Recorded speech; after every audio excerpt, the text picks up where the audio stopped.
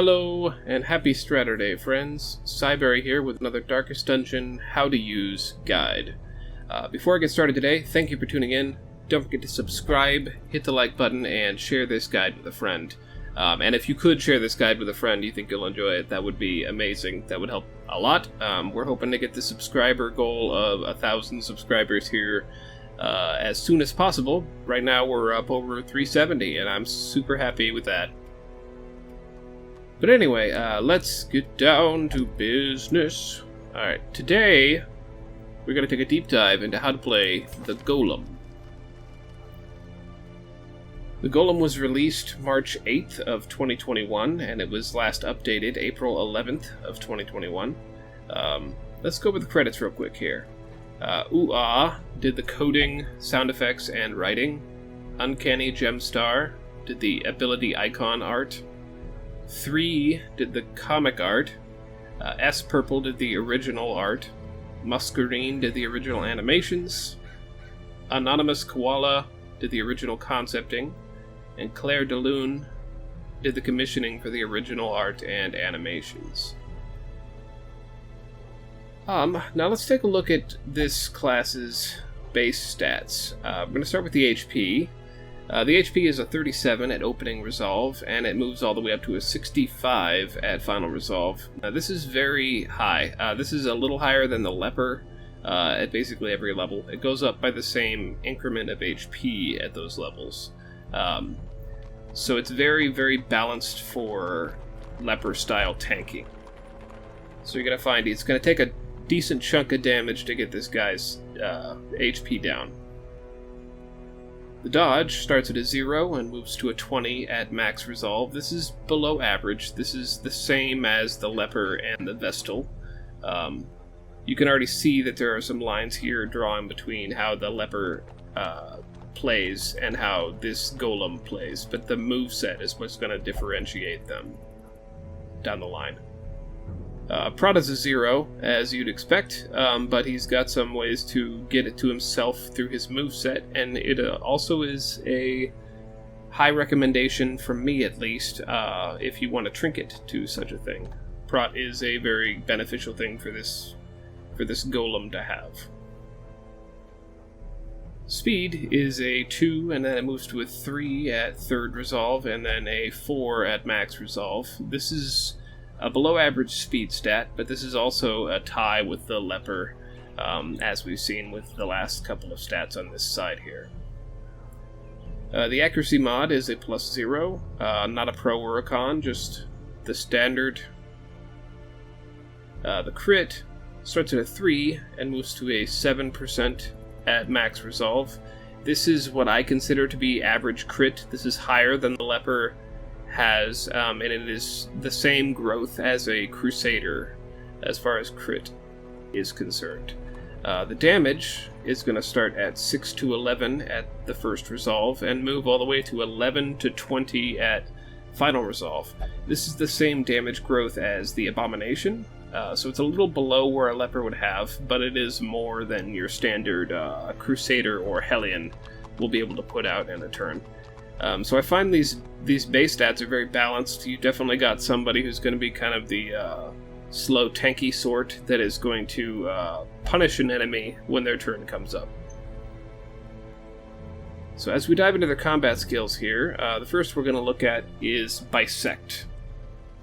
Bisect is usable from rank 1 or 2 and can target rank 1 or 2 enemies. It's a melee attack with an accuracy base of 85.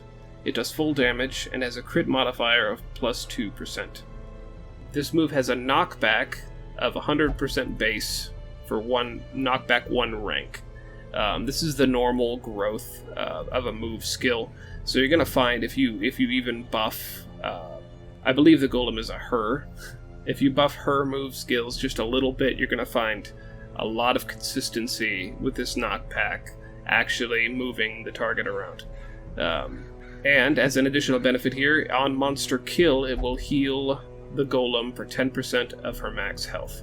She has a unique trait where she is not able to receive healing from any source other than herself. So keep this in mind when you're looking at making a moveset for her or at least unlocking things to switch to in the middle of a dungeon, because you could end up in a bad situation, at which point something like Rebuild here is going to help you. Her second ability is Concuss. It is usable from rank 1 or 2, and it can target rank 1 or 2 enemies. It is a melee attack with an accuracy base of 90, a damage modifier of negative 50%, and a crit modifier of plus 3%. This is a stun ability with 100% base. This is the standard growth stun ability.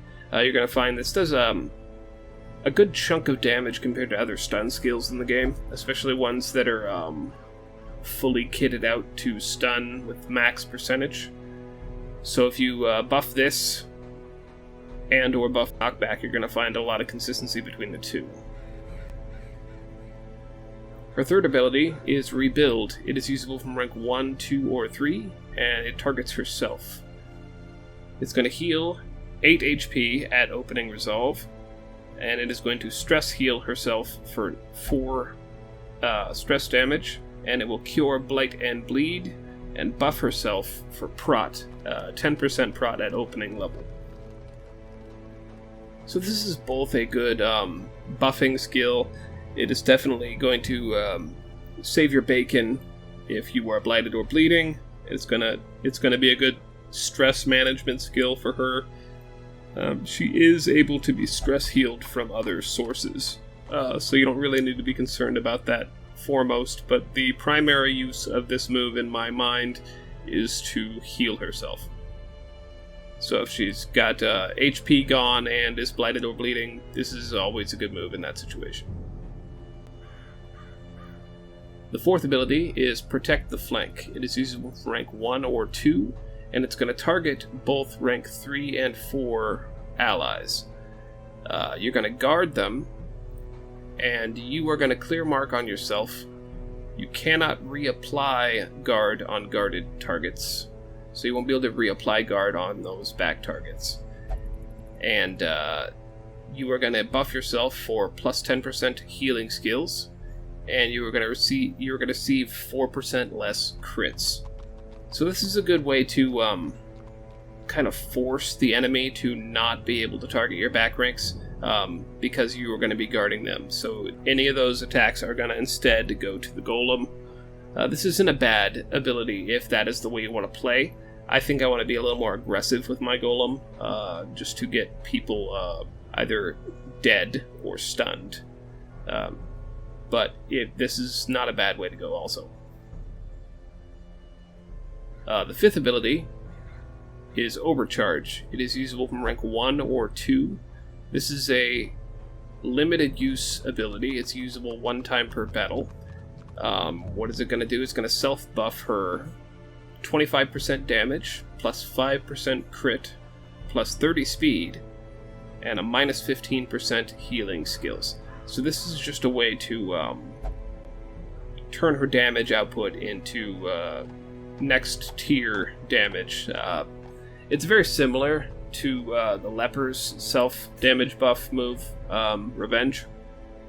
It's a little less effective, but also you have to factor in that this is a stun unit, and they even have an AoE attack we haven't gotten to yet, so utility-wise, I still think I would lean toward the Golem rather than Leper, but then again, I'm not a huge Leper stan like a lot of folks are, so maybe you weigh differently.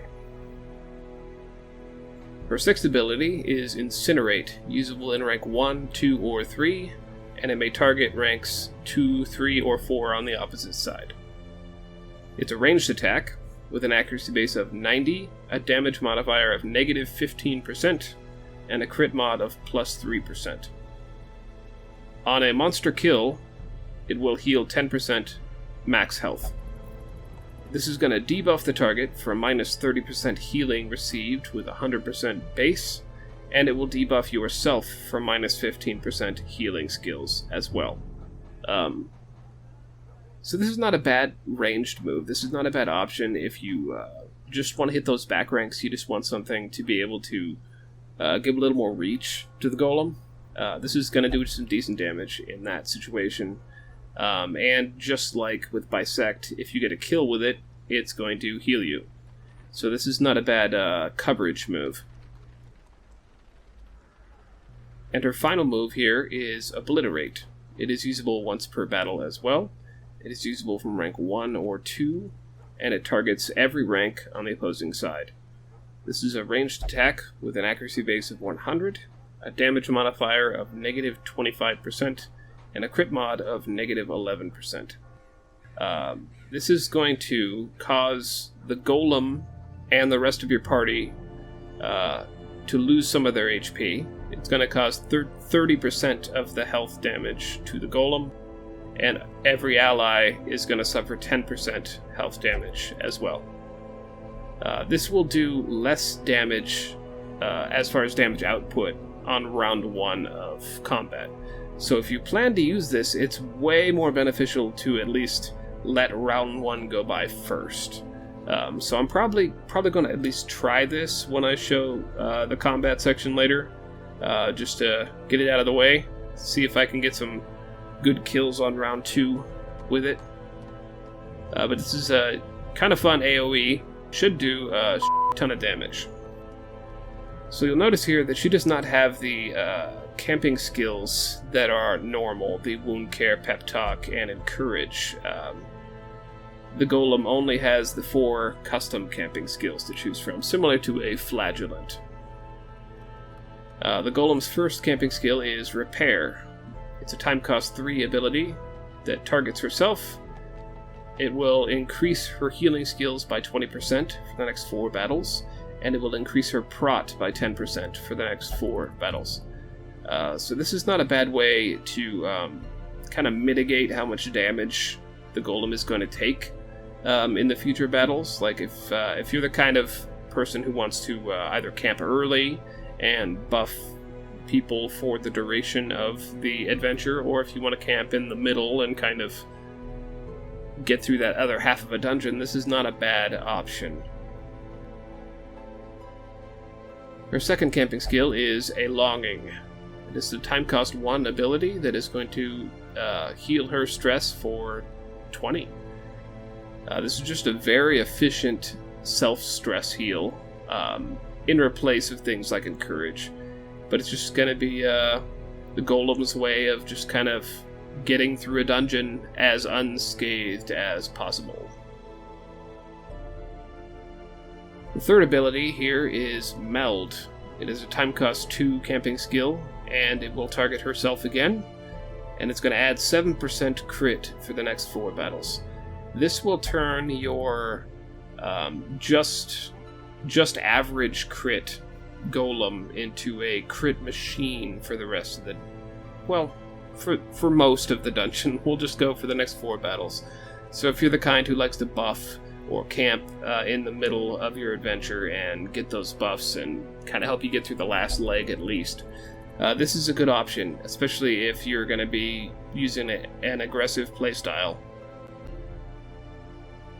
And her fourth and final camping skill is Soul Contract. This is a time cost 2 camping skill, and it will again target herself. It's going to add 25% to the damage that she does for 4 battles, and it's going to add 15% damage received for 4 battles to balance that out. So now that we've kind of gone through her skills, what else do we need to know about the Golem before we take them out on a mission? The crit effect. Every time you get a crit with the Golem, she is going to add prot to herself for, I believe, the standard 3 rounds. She's going to add 15% prot, at least for a while. So, if you're the kind of person who wants to use crit stuff, like you've got a decent crit with both Bisect and Concuss and Incinerate here, or you could also buff it with Overcharge. But let's say you just want to do something simple, bring out something like this. You're going to get a decent crit on these, and when it's time to camp, you can use Meld and get that crit. But it's going to be a little more effective than Repair is. You can't count on it all the time to give you prot all the time for those 4 battles. But it will give you more prot when you crit, which is going to be semi-frequently if you have all these buffs kind of stacking together. The other things we need to mention here is her unique trait, the Iron Body Disease. When you take her out into combat and you use her first move in combat, she is going to contract this disease. This is just how like custom things are done in Darkest Dungeon modding. There's no unique passive skills that can be unlocked. This is just the easiest, most functional way to do so. But the Iron Body Disease here, it makes the golem immune to disease, as a golem should be. It gives you higher resistances to blight and bleed. Makes it so that the golem cannot be healed by any means other than own abilities, and is not affected by food in any way. So they don't eat. If there's a food check, they don't consume anything. If you use food on them, they will not heal from it. But I believe, since you can't actually shut it off from doing so, you can waste your food in this way, so be careful. But overall, this just makes the golem behave like a golem should behave. Other than that, let's see. Keeping in mind what you want from your party if you're bringing a golem along is very important. If you're bringing a Vestal along, just know that you're going to be leaning in the direction of single target heals most of the time, because your tank cannot be healed by anyone else by themselves. So the person taking most of that damage is going to be healing themselves and in charge of such. So if you're going to bring the golem, just be mindful when you're bringing a healer that you got to keep an eye out for that stuff. Because if the only one that really needs to be healed is the golem, make sure your healer can go aggro and do some damage, or at least a stun, to mitigate damage incoming during those rounds. Other than that, bring a stress healer. It's not imperative, but just kind of bring a stress healer anyway. If you want to bring a Jester, that's probably one of the better options. Let's see. Let's go over some quirks real quick. If you keep in mind that the golem can only heal themselves, and that's the only way the golem can heal, Hippocratic actually isn't a bad quirk to go on this tank then, because you're going to make sure that their self-sustain is more empowered that way. Some other options, Hard Skinned is good, just giving a guaranteed 10% prot would be a good benefit. If you are the kind of person who wants to take them out on a low light run, Lurker is a good option because they do have melee and ranged variants of attack. If you don't want to limit yourself to low light with the golem, then Warrior of Light is a good option as well. But if you don't mind selecting either melee or ranged, I would lead for melee. It has more utility options for you, in which case Slugger is probably a good option. Luminous, as always, is a good quirk to lock in. Tough, actually, a 10% HP boost is really beneficial on this class because of the high HP default. That 10% is just going to give you more in return. Whereas it would be wasted on a class like the Grave Robber or the Antiquarian, for example. Real quick, let's take a look at the trinkets the Golem has to offer. I don't have all of them, pretty much standard fare. I don't really have a lot of time to unlock all of the trinkets of the classes I'm covering, because there's just so many classes. But I got a good chunk of them. Let's start with the Crystalline Trinket, the Crystal Core. The Crystal Core gives 10% prot versus husks, so this is good in the Endless mode. And on a monster kill, it will buff herself plus 25% healing skills. And on monster kill, it will mark herself. So this is a good way, actually, to keep her as the tank. But also, it's going to reinforce every time a monster kill, it's going to add to her healing skills. But if you're also using Bisect, and or incinerate to kill monsters, you're already getting those healings right then and there. So it's gonna buff your skill, your healing, and it's going to heal you directly after that. So that's always nice. And if not, if you're killing with other means, you can always get a better heal out of rebuild that way as well. Next is the very rare trinket Phantom Cloak. It's going to add 20 dodge and 3 speed at a cost of 25% of your max HP. So you become a little less tanky, but also you're going to dodge more of those incoming attacks. This 20 dodge actually kind of, if you factor in like average dodge level and a trinket that adds about 15 to your dodge, this puts you on par with an average dodge in that situation, if that makes sense. So 20 dodge is going to get you to a rather comparable level, and the plus 3 speed is always a good bonus. The rare trinket here is Mirror Coat. It's going to reduce your prot by 100%, it's going to reduce your dodge by 10, and if your hero was hit, it's going to stun with 120% base. If hero was hit, debuff self minus 30 stun skill chance. There's probably a great way to utilize this, but I have not really explored it much. It has a lot of quirkiness, and I'm not exactly sure how to use it. Let me move those around, that's not one of them. The uncommon trinket here is the Giant's Gauntlets. They are going to add 20% to stun skill chance, 20% to move skill chance, at a cost of minus 10% damage with melee skills. If you don't mind being just a little bit weaker, and by a little bit I mean instead of doing abomination damage, you're maybe doing Hellion damage at best, then getting an extra stun and move skill out of that is actually pretty helpful. I'll probably be using this when I go out on a quest later. The next trinket here is the Gleaming Visor. It is a common trinket. It's going to add 8 accuracy, and on an attack miss, the golem will suffer 4 HP damage. So this is... honestly, accuracy is a very good thing to have, and some of the golem's abilities are a little on the inaccurate side. I would not say they're nearly as inaccurate as the leper, but roughly about Hellion inaccurate, if that makes sense.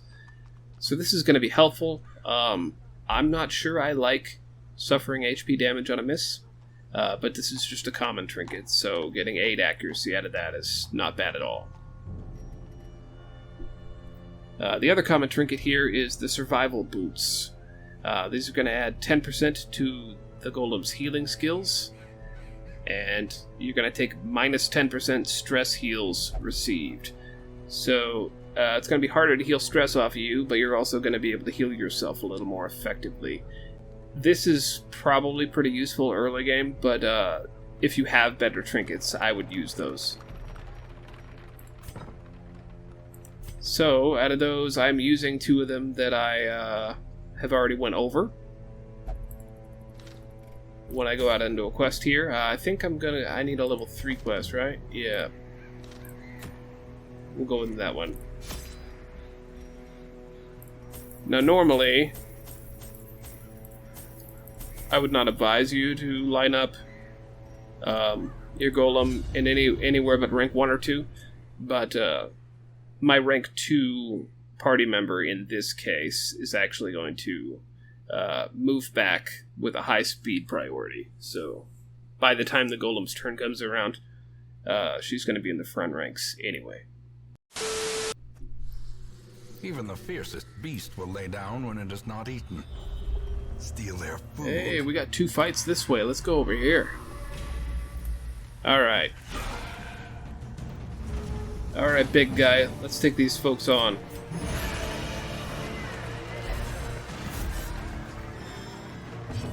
Alright. Well, we can't see the back rank, guys. So what we're going to do is we're going to stun you. There we go. I'll get a stun on him if I want. I don't know if the Hellion has the right move equipped. Hey now.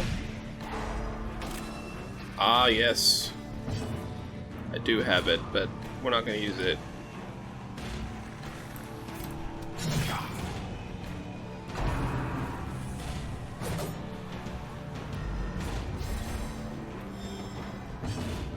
Hey, you jerks. How you doing? Well, we probably got a kill anyway, so let's get a heal out of it.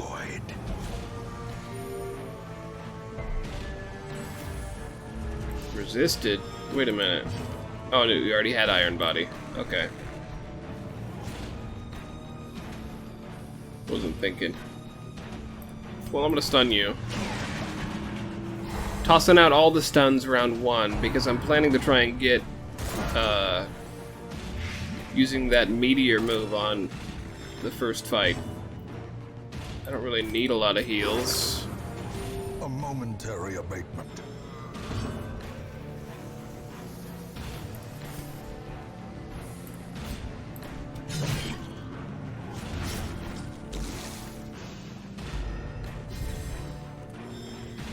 Alright, obliterate. Let's see what this does. Press this advantage. Give them no quarter. Not bad.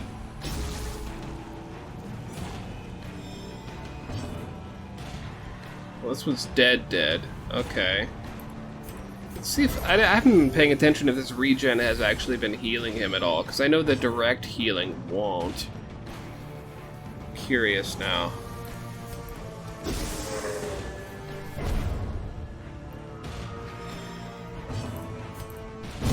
Choppy. As the enemy crumbles. Yeah, it didn't seem it did. I zoned out again, so I'm not entirely sure. As victories mount, so too will resistance. Alright, let's go into round 2, except I'm gonna put Incinerate on my moveset. I'm also gonna get rid of Stun for Overcharge.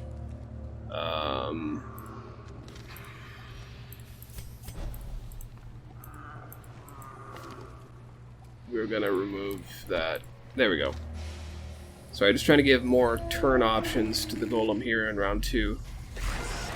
I'm gonna use haste to give him 2 turns, is how I'm gonna roll this. There we go. There we go.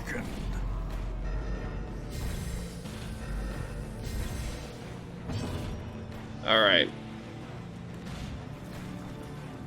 Normally I wouldn't be worried about it, but they have a fast speed. I'm gonna get rid of this guy. Annihilated. Alright. I'm gonna overcharge. That damage buff. Ooh, 32% nade crit. 35%, 35 speed. That's insane. And they last... The speed only lasts 1 round. Okay. But everything else is for the entire battle. I'm gonna bisect you. Just because it seems like a good idea.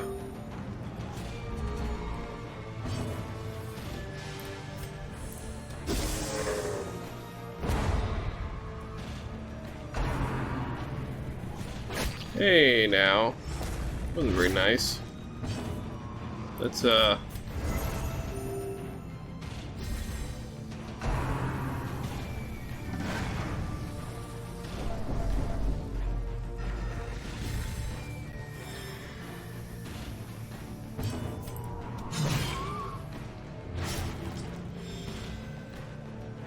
Wow.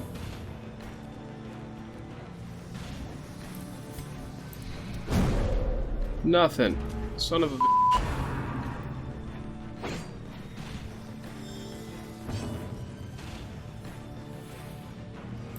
Got some stress damage I can heal there. Why not?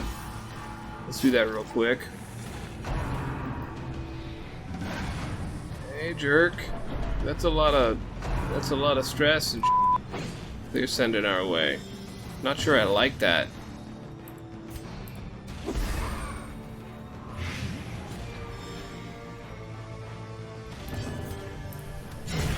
Decimated. Okay, I'm gonna incinerate and get a kill. Continue the onslaught. Destroy. Normally I wouldn't worry about incinerate and I would have just kind of slashed him, but getting a heal out of it is probably pretty useful.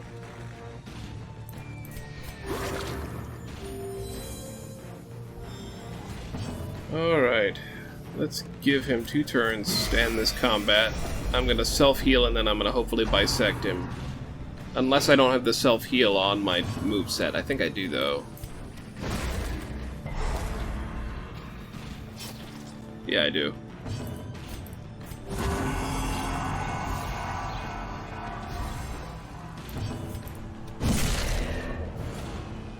Yikos. Alright.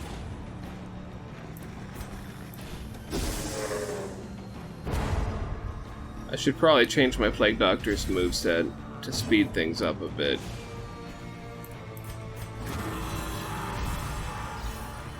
Because that front rank stun move is not really helping at all. Obliterated. Be wary. Triumphant pride precipitates a dizzying fall. Alright, let's go over here for the next combat. I think there's a combat up here at least. It could just be the quest by itself. First of all... I have not used Protect the Flank yet. Trying to use everything, guys. Trying not to fail you. So, we're gonna go with another double turn on round 1. Okay, this was not a battle like I wanted. Wealth beyond measure. Let's go get this one then. Awarded to the brave and the foolhardy alike. Oh, hiya! Hey, big guys. How you doing? Alright, first things first. Can I get a blight? Thank you. 2 rounds. That'd be nice. Let's set up with Protect the Flank.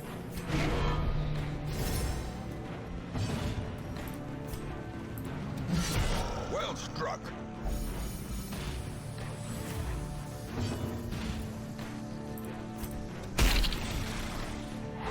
Got him. That's always good.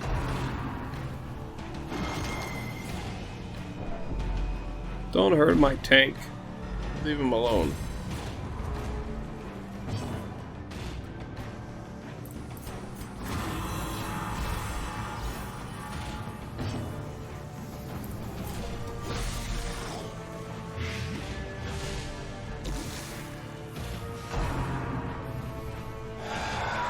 Well, that is the last turn the ghoul will ever have, so I don't need to worry about him again. So let's bisect. And I moved him to the back. Figures.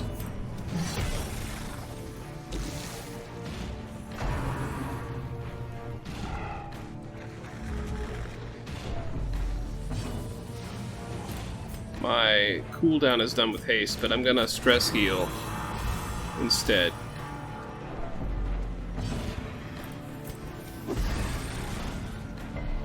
Did not get the blight that time. Their cursed champion falls. Got him.